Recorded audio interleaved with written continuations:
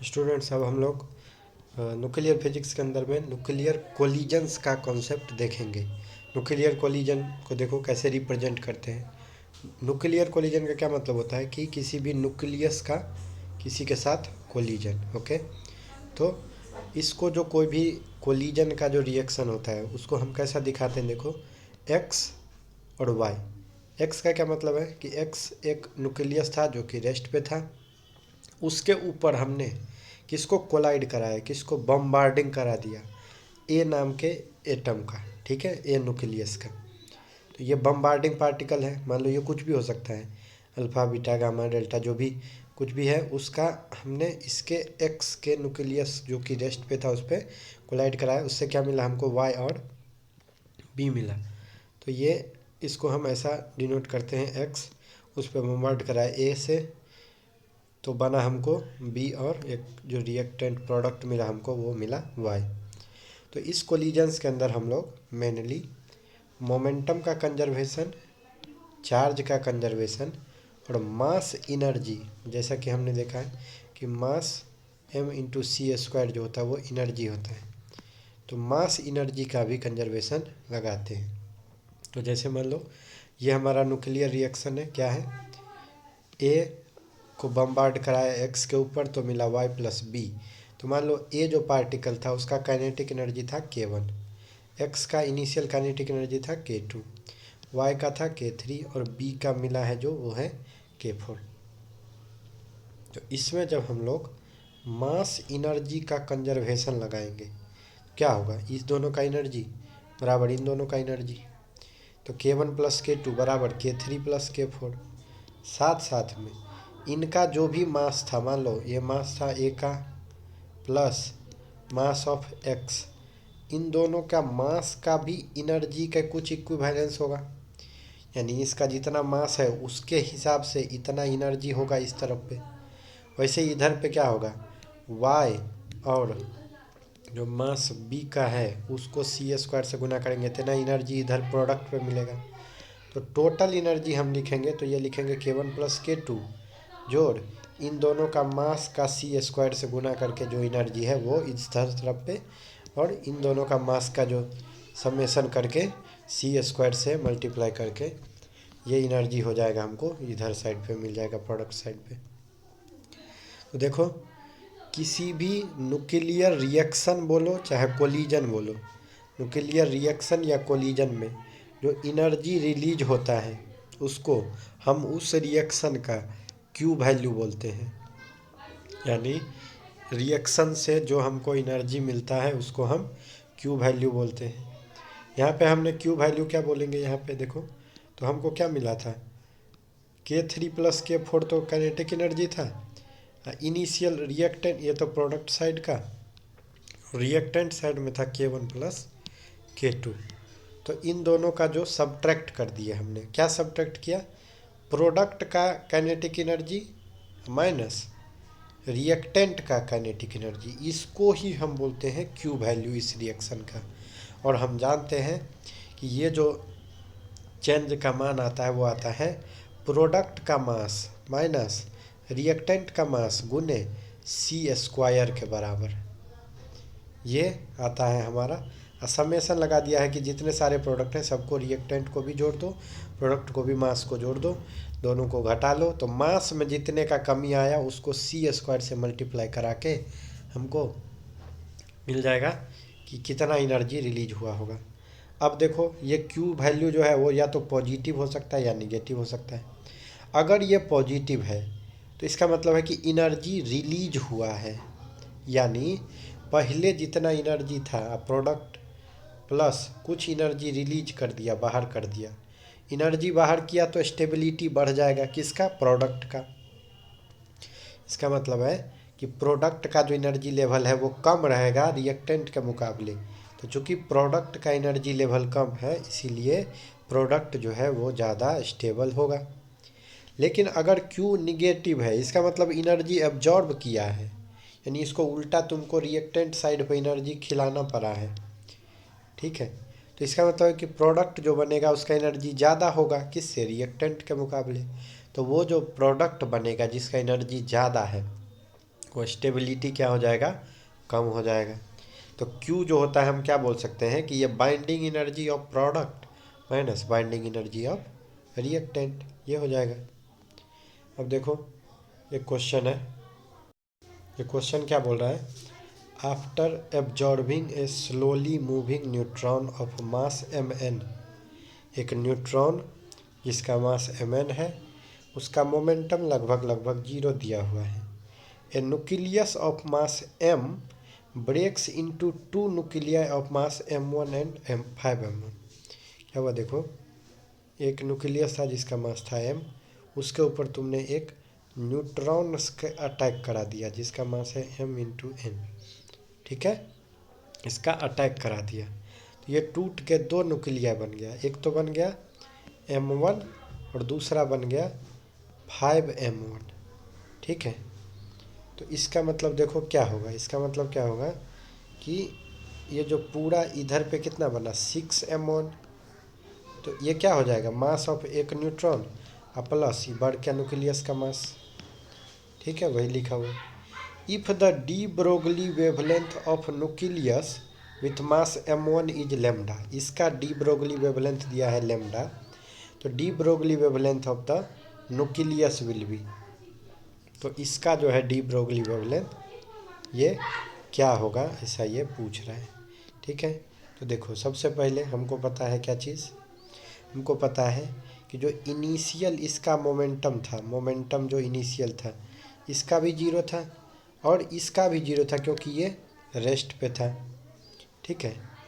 अब इसका मतलब है जो फाइनल मोमेंटम होगा, मान लो इसका मोमेंटम है p1, इसका मोमेंटम है p2 है, तो हमको पता है कि यहाँ पे हम लगाएंगे कोलिजन का कॉन्सेप्ट है, तो यहाँ पे हम लगा सकते हैं मोमेंटम का कंजर्वेशन, यानी हम बोल सकते हैं कि जो इनिशियल मोमेंटम है पूरा वो होगा फाइनल मोमेंटम के, सही बात है। यानी इनिशियल मोमेंटम तो हमको पता है दोनों का ही 0 0 था, दिया ही हुआ है, मोमेंटम न्यूट्रॉन का भी 0 था और न्यूक्लियस जो था वो तो रेस्ट पे था, बराबर हो जाएगा इसका मोमेंटम p1 प्लस p2, ठीक है, यानी हो गया p1 बराबर हो जाएगा माइनस p2। अब हमने पढ़ा है कि जो डी ब्रोगली वेवलेंथ लेमडा होता है वो होता है h/p, ये तो हमने पढ़ा हुआ है de Broglie matter wave theory में। तो इसका मतलब है कि देखो जो हमारा लेमडा 1 है वो क्या होगा h/p1 और जो लेमडा 2 है वो क्या हो जाएगा h/p2, सही बात है, h/p1। अभी जब ये दोनों का मोमेंटम का मान सेम है तो इसका मतलब लेमडा का भी मान क्या हो जाएगा, h तो कांस्टेंट हो गया, ये तो कांस्टेंट है तो p पे डिपेंड करता है लेमडा।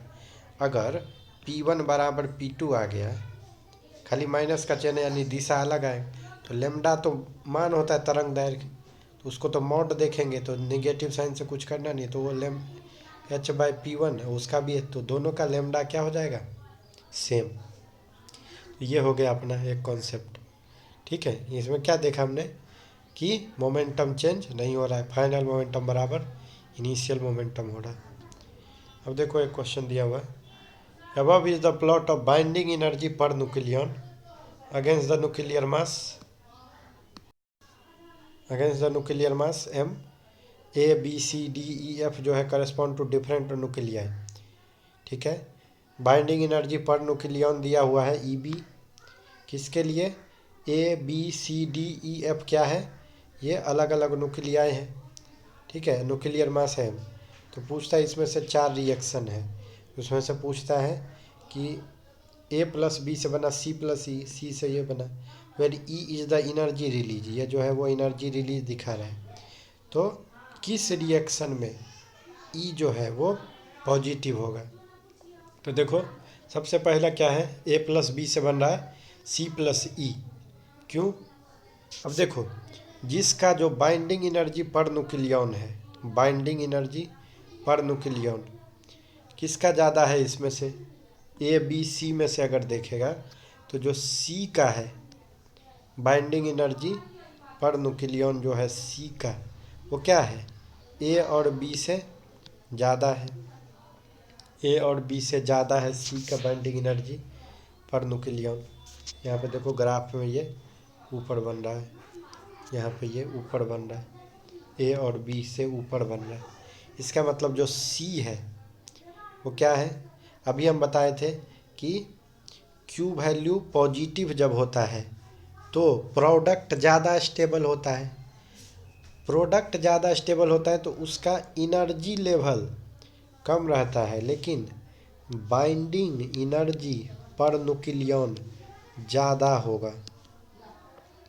तो जिसका मान लो ए और बी से मिलकर सी बना है तो सी ज़्यादा स्टेबल है, तो क्यू वैल्यू क्या हो जाएगा, क्यू वैल्यू क्या होगा, पॉजिटिव होगा। यानी एनर्जी अपना क्या हुआ है, रिलीज। तो वही हमको पूछ रहा है। तो जहाँ पे भी प्रोडक्ट जो बन रहा है सी, वो इस ग्राफ पे अगर इन दोनों से ऊपर आएगा तो वो रिलीज माना जाएगा। देखो पहला रिएक्शन में जो सी है वो ऊपर बन रहा है ए बी से, तो इसका बाइंडिंग एनर्जी पर न्यूक्लियन ज़्यादा है तो वो ज़्यादा स्टेबल होगा। तो यानी एनर्जी जो होगा क्या होगा, रिलीज होगा। दूसरा वाला देखो, तो ये अगर सही है, ये रिलीज हुआ, तो इसका उल्टा रिएक्शन में तो एब्जॉर्ब होगा, तो दूसरा ऑप्शन गलत हो गया।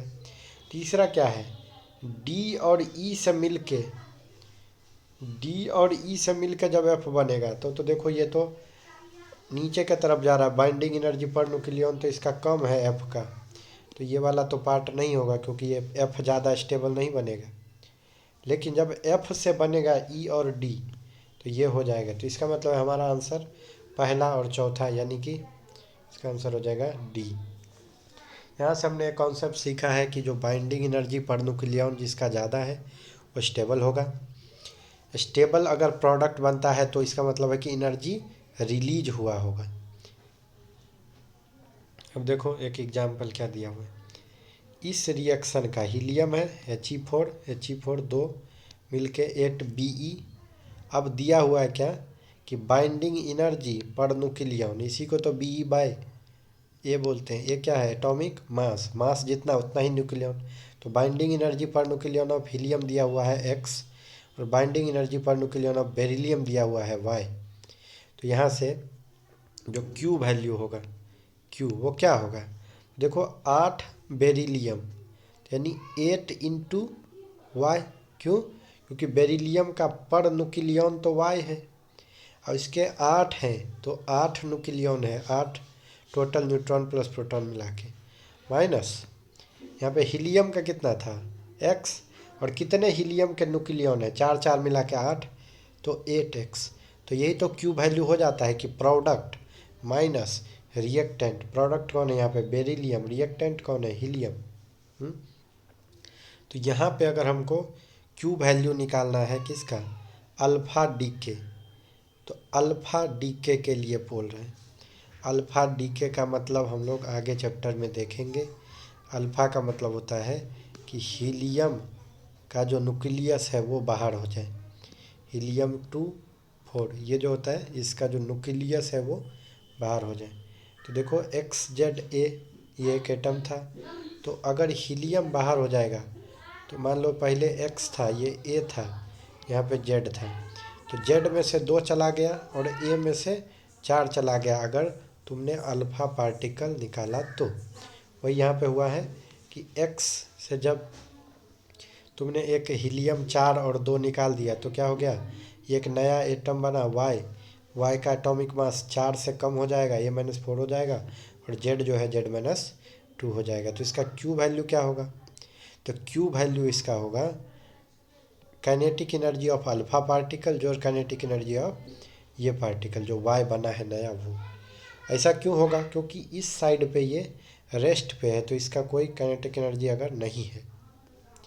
अब इसमें हम मोमेंटम कंजर्वेशन लगा सकते हैं, न्यूक्लियर रिएक्शन है तो क्या होगा, देखो यहाँ पे फिर से इनिशियल मोमेंटम तो 0 था, तो यानी जो ये अल्फ़ा पार्टिकल है वही y का मोमेंटम हो जाएगा Py बराबर P अल्फ़ा। और काइनेटिक एनर्जी क्या होता है मोमेंटम का स्क्वायर बाय 2m इंटू, ये होता है P² बाय 2m, समझ गए। तो टोटल यहाँ पे क्या हो जाएगा P² बाय 2m इंटू 4, यहाँ पे क्या हो जाएगा P² bye 2m into A-4। तो ये इतना कुछ खास इम्पोर्टेंट का अपने लिए है नहीं। हम लोग इसको जब सवाल आएगा उसमें और अच्छे से समझेंगे कि जो क्यू वैल्यू होगा तो उसका डिस्ट्रीब्यूशन कैसे होता है। तो काइनेटिक एनर्जी ऑफ अल्फा जो हो जाता है तो है atomic mass -4 bye atomic mass into Q के बराबर। अब देखो, अगर अल्फा डीके होता है कब, जब एटॉमिक मास बड़ा है 210 से, इसका मतलब होगा कि जो मैक्सिमम पार्ट है एनर्जी जो रिलीज मिला था तुमको, उसका मैक्सिमम पार्ट कौन लेके भाग जाएगा, अल्फा का ही काइनेटिक एनर्जी, अल्फा पार्टिकल का काइनेटिक एनर्जी के रूप में कन्वर्ट हो जाएगा मैक्सिमम क्यू वैल्यू। अगर क्यू वैल्यू निगेटिव होता है तो हमने देखा कि वो क्या होता है, उसको एनर्जी उल्टा एब्जॉर्ब करता है, इंडो एर्जिक हो जाता है। ठीक है। हम्म? तो अब बोलता है कि जो मिनिमम अमाउंट ऑफ एनर्जी है जो हमारे पार्टिकल जिसका हम बम्बार्डिंग करा रहे हैं वो कितना होना चाहिए, होना चाहिए must have in order to initiate an endoergic reaction, उसको थ्रेशोल्ड एनर्जी बोलते हैं। अगर कोई इंडोर्जिक रिएक्शन है, इंडोर्जिक रिएक्शन का मतलब क्या हुआ कि इसको जब तुम एनर्जी दोगे तभी ये रिएक्शन शुरू होगा, क्योंकि इसको एनर्जी अब्जॉर्ब करना है। कितना एनर्जी दे दें कि ये रिएक्शन स्टार्ट हो जाए, उसको बोलते हैं थ्रेशोल्ड एनर्जी, थ्रेशोल्ड एनर्जी। अब अगर तुम किसी चीज़ का बम्बार्डिंग करा रहे हो तो वो कम से कम इतना एनर्जी होगा तभी तो ये रिएक्शन शुरू होगा। सही बात है। तो जो थ्रेशोल्ड एनर्जी होता है वो क्या होता है, देखो ई थ्रेशोल्ड होता है माइनस क्यू, क्यू वैल्यू तो है रिएक्शन का, m1/m2+1। अब m1 क्या है, देखो ये मास ऑफ प्रोजेक्टाइल कि तुम किसको फेंक रहे हो उसके ऊपर, किसका बम्बार्डिंग करा रहे हो न्यूक्लियस पे, और m2 है टारगेट जिस पे गिरा रहे हो उसका। समझ गए। और थ्रेशोल्ड तो अभी बताया, थ्रेशोल्ड एनर्जी क्या होगा, ये वो मिनिमम काइनेटिक एनर्जी होगा इस पार्टिकल का जिसको गिरा रहे, उसको प्रोजेक्टाइल बोल रहे हैं, जो कि हमारे न्यूक्लियर रिएक्शन को स्टार्ट करा दे। सही बात है। चलो, अब क्या दिया हुआ है क्वेश्चन देखो कि how much energy must a bombarding proton possess to cause this reaction. अब बोल रहा है कि अगर हम किसी प्रोटॉन को इस पे गिराते हैं तो कितना एनर्जी उस प्रोटॉन का होना चाहिए कि ये रिएक्शन शुरू हो जाए। रिएक्शन क्या है, लिथियम जिसका एटॉमिक मास 7 है, एटॉमिक नंबर 3 है, उसके ऊपर हाइड्रोजन 1 गिरा के बेरिलियम प्लस एक न्यूट्रॉन बना रहे हैं। सबका मास दिया हुआ है, इसका मास दे दिया, इसका दे दिया, इसका दे दिया। अब देखो, अब तुमको पता है कि मास जो होता है किसी भी एटम का, उसके अंदर न्यूट्रॉन का भी मास होता है, प्रोटॉन का भी होता है और इलेक्ट्रॉन का भी होता है। सही बात है? एटम का जो मास है उसमें तो ये तीनों लोग हैं, लेकिन चूंकि इलेक्ट्रॉन का बहुत छोटा होता है उस कारण से उसको इग्नोर करते हैं। लेकिन क्या हमेशा इग्नोर करना चाहिए, आइडियली नहीं करना चाहिए इग्नोर। तो देखो यहाँ पे हमको एनर्जी निकालने के लिए हमको पता है कि सबसे पहले हम दोनों side mass of product minus mass of reactant निकालते हैं, उसको c² से गुना करके हमको एनर्जी का डिफरेंस दोनों साइड पे मिल जाता है। तो जो टोटल मास है यहाँ पे वो कितना है, देखो लिथियम प्लस इसका मास, तो लिथियम का मास कितना हो जाएगा, तो दिया हुआ है 7.01600। लेकिन लिथियम के अंदर 3 इलेक्ट्रॉन है तो उसमें से 3 जो है मास ऑफ इलेक्ट्रॉन हम घटा देंगे, प्लस ये जो हाइड्रोजन है उसका मास दे दिया 1.0783, लेकिन उसमें एक इलेक्ट्रॉन है तो वो इलेक्ट्रॉन का मास घटा लेंगे। तो ये दोनों घटा के हमको रिएक्टेंट साइड पे जो ये दोनों लोग थे उसका मास मिल गया इतना 8.0943 minus 4 into mass of electron. अब देखो इस साइड पे बेरिलियम है तो बेरिलियम का मास दे दिया है 7.01693, उसके अंदर कितने इलेक्ट्रॉन है, 4 इलेक्ट्रॉन, तो उसका मास घटा लो। क्यों, क्योंकि हमको केवल न्यूक्लियस में जो रह रहा है प्रोटॉन और न्यूट्रॉन उसी का मास चाहिए, इलेक्ट्रॉन का नहीं चाहिए, इसलिए इलेक्ट्रॉन का घटा रहे, प्लस एक न्यूट्रॉन का मास ऐड कर दिया यहाँ पे, तो ये टोटल मास इतना हो गया। अब देखो जो एनर्जी हम लोग सप्लाई करते हैं एज काइनेटिक एनर्जी किसका? Bombarding proton. इसके ऊपर जो प्रोटॉन गिरा रहे थे उसका काइनेटिक एनर्जी के रूप में ही हम एनर्जी सप्लाई करते हैं। तो इसका मतलब क्या है कि जो इंसिडेंट प्रोटॉन है उसके पास must have more than the energy because the system must possess the kinetic energy even after the reaction so that momentum is conserve with momentum conservation taken into account. समझ रहे हो? Simple सा बात है, हमको इसका दोनों का सब्ट्रैक्ट करके एनर्जी निकालना है। कितना हो जाएगा? 8.0943। ये प्रोडक्ट का इतना मास है माइनस इतना मास, तो ये क्यू वैल्यू हो जाएगा अगर इसको हम सी स्क्वायर। तुमको पता है मास को अगर हम इतना से गुना कर देते हैं तो मेगा इलेक्ट्रॉन वोल्ट के टर्म्स में एनर्जी मिल जाता है। कितना? 931.5 से मल्टीप्लाई कर दिए इस मास को। तो जब हमने ये किया तो हमको इतना मेगा इलेक्ट्रॉन वोल्ट का एनर्जी का ये मिला। तो कितना हमको क्या बोल रहा है? जो थ्रेश होल्ड एनर्जी का फार्मूला हमने क्या देखा था? 1 प्लस टारगेट का मास नीचे डालते थे और जो बम्बार्ड कराते थे यहाँ पे प्रोटॉन है उसका मास ऊपर इंटू क्यू। तो क्यू वैल्यू हमको मिल चुका है। इसका मास है 1। टारगेट जो था जिसके ऊपर गिर रहा था लिथियम था उसका मास था 7 और जो प्रोटॉन था उसका मास था 1। यहाँ पे रख दिया 1 + 1/7 इंटू इतना। तो इतना एनर्जी जो है हमारे प्रोटॉन के पास होने चाहिए, मस्ट एनर्जी, जो कि इस रिएक्शन को करवा दे। हमने अभी तक कुछ नहीं किया है। इन दोनों का मास जोड़ा, रिएक्टेंट साइड प्रोडक्ट साइड दोनों को सब्ट्रैक्ट किया। सब्ट्रैक्ट करते ही हमको क्यू वैल्यू मिल गया। क्यू वैल्यू मिलने के लिए हमने 931.5 मेगा इलेक्ट्रॉन वोल्ट से मल्टीप्लाई किया और जो एनर्जी निकल के आया वो तो थ्रेशोल्ड एनर्जी है। थ्रेशोल्ड एनर्जी को हमने यहाँ पे क्यू वैल्यू, ये एनर्जी था हमारा क्यू वैल्यू, उसको हम थ्रेशोल्ड निकाल लिए यहाँ से। ठीक है, चलो अभी क्वेश्चन देखो, इसको पॉज करके सॉल्व करने का कोशिश करो कि if MO is the mass of oxygen isotope O178। ठीक है, ऑक्सीजन जो आइसोटोप है जिसका मास है 17, एटॉमिक नंबर है 8, उसका जो है मास दे दिया है तुमको MO। अब बोलता है MP and MN are mass of proton and neutron. MP जो है वो क्या है? मास ऑफ प्रोटॉन दे दिया है क्वेश्चन में। MN दे दिया है मास ऑफ न्यूट्रॉन। ठीक, तो बोल रहा है the nuclear binding energy of the isotope. ये जो आइसोटोप है उसका बाइंडिंग एनर्जी कितना होगा? बाइंडिंग एनर्जी सिंपल सा बात है, देखो बाइंडिंग एनर्जी होता है मास में डिफरेंस इनटू सी स्क्वायर। तो यहाँ पे क्या हो जाएगा? Binding energy. तो मास इसका कितना दे दिया है तुमको? देखो इसके अंदर कितने प्रोटॉन होंगे, तो अगर इसका एटॉमिक नंबर Z है तो उतने प्रोटॉन होते हैं, और जब एटॉमिक मास A है उसमें से प्रोटॉन की संख्या को घटा दो तो उतने न्यूट्रॉन हो जाते हैं। तो ये तो मास हो गया किसका?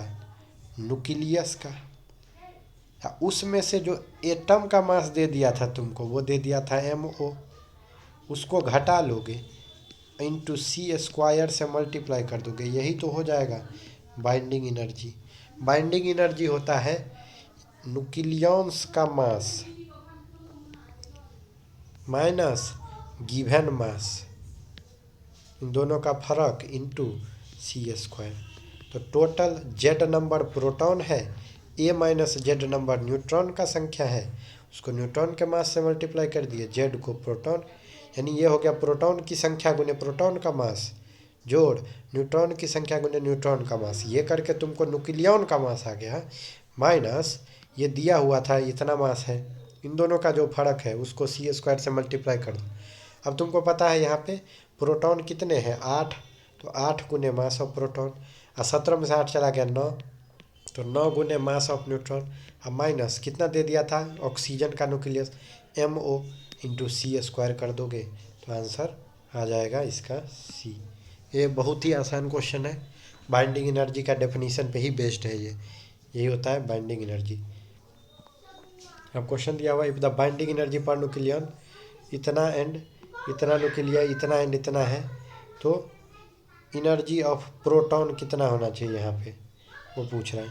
तो सिंपल सा लॉजिक है, एनर्जी ऑफ प्रोटॉन क्या होगा वो तुमको पूछ रहा है।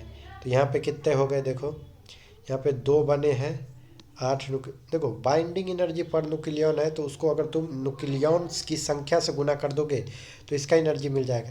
तो इसका प्रोडक्ट साइड में कितना हो जाएगा, 2 गुने 4 है न्यूक्लियन, गुने हीलियम का कितना था 7.06, इतना हो गया प्रोडक्ट साइड पे। इधर पे कितना हो जाएगा, 7 न्यूक्लियन है, गुने हीलियम लिथियम का कितना था 5.60। तो ये एनर्जी हो गया इसका। अब हमको एनर्जी बैलेंस करना है, तो प्रोटॉन का एनर्जी जो लिथियम वाला एनर्जी, तो प्रोटॉन का एनर्जी जो लिथियम वाला बराबर हो जाएगा ये एनर्जी है, ये हो जाएगा। तो जो दोनों को घटा के जो निकाल लोगे तो तुमको इतना मिल जाएगा 17.28। खुद से सॉल्व करके देखो, ये क्वेश्चन बहुत ही ज़्यादा आसान है। यहाँ पे सीधा सीधा हमने देखा कि इसके 2 गुने 4 8 हो गए टोटल, और एक का एनर्जी दिया हुआ 7.06, तो 8 का हो जाएगा इतना। लिथियम में क्या हो जाएगा, 7 है टोटल न्यूक्लियन। देखो जो यहाँ पे दिया रहता है वो मास होता है, और वही न्यूक्लियॉन्स की संख्या होती है, वही होता है न्यूट्रॉन प्लस प्रोटॉन। और यहाँ पे जो होता है वो एटॉमिक नंबर होता है, वो प्रोटॉन का संख्या होता है। ठीक है, अब इससे आगे हम लोग न्यूक्लियर फिजन आगे लेक्चर में देखेंगे।